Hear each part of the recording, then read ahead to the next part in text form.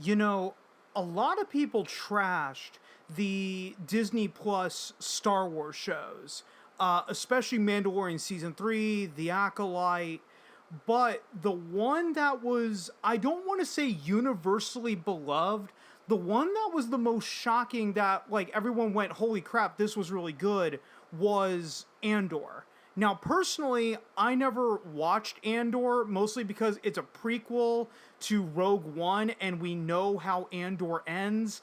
I didn't think that a prequel to a character that dies at the end of Rogue One. Oh, sorry, spoiler alert for a movie that came out 9 years ago at this point. But I didn't think that a prequel was going to be that interesting to a character that dies. According to this article from Forbes here, the headline: Andor showrunner confirms it cost $650 million to make the entire Andor series. So good luck doing that again. Yeah, good luck ever making a show for that much money. Let's get into this and all cut back in. Andor has some of the best production value of any Star Wars project we've seen, from its real-life sets to its splicing with VFX, and there's a reason for that. It cost a stunning amount of money. Back in December, Forbes' Caroline Reed reported that Andor cost $645 million based on Disney filings she'd found that indicate that price. It was debated around the industry, but while it certainly seemed provable, now, for the first time, the showrunner of Andor himself is talking about that figure, and it is in fact that figure after all. Tony Gilroy was speaking on a panel during the ATX Television Festival and had this to say about how this all came together, including Disney just throwing money at the project. Quote, I mean, for Disney, this is $650 million, Gilroy said. For 24 episodes, I never took a note. We said, fuck the Empire in the first season, and they said, can you please not do that? In season 2, they said, streaming is dead, we don't have the money we had before, so we fought hard about money, but they never cleaned anything up. That freedom comes with responsibilities. End quote. Look at what this is saying. You know, for Andor was a 24 episode show. If you actually do the math, which I did just before recording this video, so I don't have to bring up my calculator. $650 million for 24 episodes, that comes out to roughly $27 million an episode, and that's rounding down. And it's easier to round down to 27 million because rounding up would be way too much. But still, $27 million per episode of Andor. That is insane for a streaming show. I think The Mandalorian season 1 had similar numbers. I think it was 120 million for the first season of The Mandalorian. I think the first season of Mandalorian cost $8 to $10 million an episode, which even back in 2019 was absolutely insane, especially for a streaming show that at the time was not going to be ad-supported, which was basically going to a service which was HBO Lite. It's like, how the hell are they going to get the money to make this show? Like, it's absolutely, the budgets on these streaming shows are insane, especially for Andor coming in at $27 million an episode. But anyway, getting back to the article, Gilroy has spoken about just how much support Disney gave to the series, which was concocted as long as a decade ago before just finishing its run. That not only includes the money, and that is an astonishing budget, but also the ability to do things like have a brother and murders in the first 10 minutes, or the ability to say things like 2 words I unfortunately can't say on YouTube, in a Star Wars series. As much as the fanbase likes to point fingers at her for what's wrong with Disney, Gilroy has said that Lucasfilm president Kathleen Kennedy was the show's biggest champion and the reason a lot of this got done. Interestingly, if you do break down that budget in Andor's episode total, this is like shooting 6 or so 2-hour movies. Split that up, and it's $110 million a movie, spare change for a Star Wars film. Of course, there's the other side of this. This was not a billion-dollar earning blockbuster. This was a Disney Plus streaming series, and before The Acolyte and Skeleton Crew, it was the least watched in the franchise. Season 2 increased those numbers, but it's wild spending in that context. And Paul Tassi has a point here, is that Andor was the least watched Star Wars show on Disney Plus. I remember doing a video at the time. This was a few years ago, back in 2022. I remember it was an article from IndieWire where Tony Gilroy said something to the effect of that he thought, He thought that he would have to chase the critical praise and that the audience would embrace the show from the beginning, but the opposite happened. The critics were praising Andor, but the audience was nowhere to be found. So yes, before the Acolyte and Skeleton Crew, it was the least watched show in the franchise. But I would like to add another side to this argument here. Right? They keep saying that it's $110 million a movie, and that, you know, not only that, because this was a Disney Plus streaming series and one of the least watched in the series, that it was wild spending. I would like to hit Mr. Paul Tassi with the reality of Andor. Andor was always designed to be a 2-season show. So with that in mind, if Disney axed Andor after the first season, knowing that it was always going to be a 2-season show, that would have killed the value of Andor much later on down the line. Especially now that other streaming services like HBO, like HBO Max are like Warner Brothers is actually licensing their movies and series, even some HBO Max originals, to other streaming platforms like Tubi and Netflix. If Andor, again, designed with the idea of being a 2-season show, only had the 1 season, its value syndication-wise falls off a fucking cliff.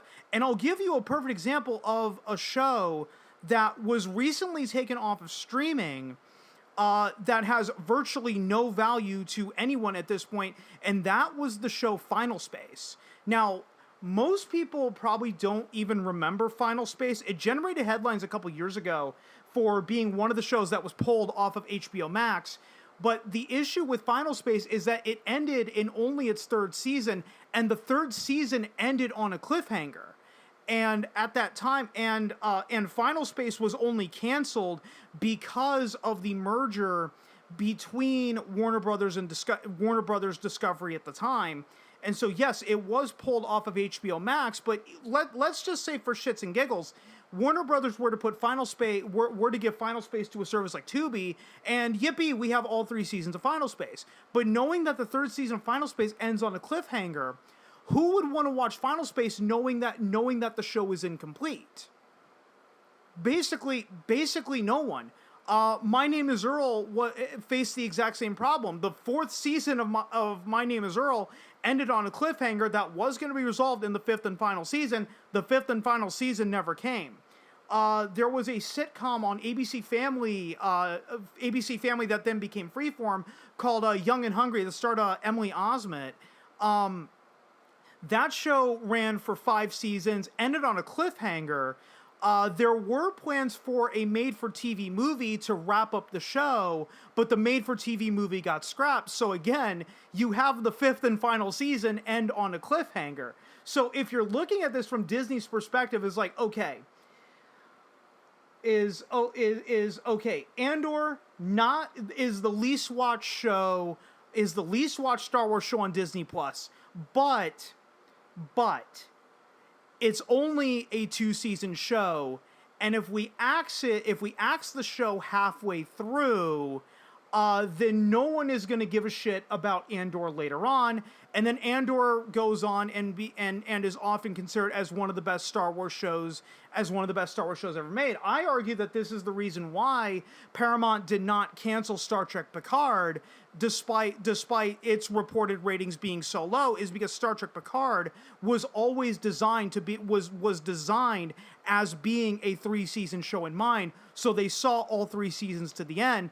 I mean, sure, people hated the first 2 seasons, but then get to Picard season 3, and Picard becomes universally beloved. So I understand where Disney is coming from, but anyway, let's get back to the article, because I'm just going to repeat myself after this. Disney, however, came away with one of the best Star Wars projects in the history of the franchise. Some say it's the best thing that's been made in the universe outside of the original trilogy. Some may even squeeze Return of the Jedi out of that too. It's universally beloved, and so if nothing else, Disney bought the idea that they can make something great with Star Wars if all the stars align. It's hard to imagine the stars aligning like this again. That kind of spending on this kind of project with that much freedom, with that many episodes, in an increasingly competitive streaming landscape, as Star Wars heads mostly back to film. You see the problem there. The problems. Many problems. But at least we got Andor. We'll always have that. And yes, And apparently Disney behind the scenes is saying that Star Wars is dead. Again, I can go on and on about Star Wars Starfighter and the Mandalorian and Grogu movie. I know the Mandalorian and Grogu movie has happened, but me personally with Star Wars Starfighter, I'm just gonna, I'll believe that movie's existence when I see it. Because there have been so many Star Wars movies announced and then subsequently delayed and then quietly canceled that I just don't get excited for any Star Wars movie that ever gets announced. Where's that Rian Johnson trilogy? Where's the Benioff and Weiss trilogy? What happened to Star Wars Rogue Squadron? What happened to Taika Waititi's Star Wars movie? What happened to Kevin Feige's Star Wars movie? Oh, good God, the list goes on, and there's many more that have been announced that I forgot. Oh, the Rey movie is an absolute disaster. The last news I heard is that movie hired like its 5th writer, and I haven't heard anything about it since. So again, the point of the point of this video is that Disney spent a staggering amount of money on Andor, $650 million for 24 episodes of a streaming show. Now, will Star Wars perform well in the theater?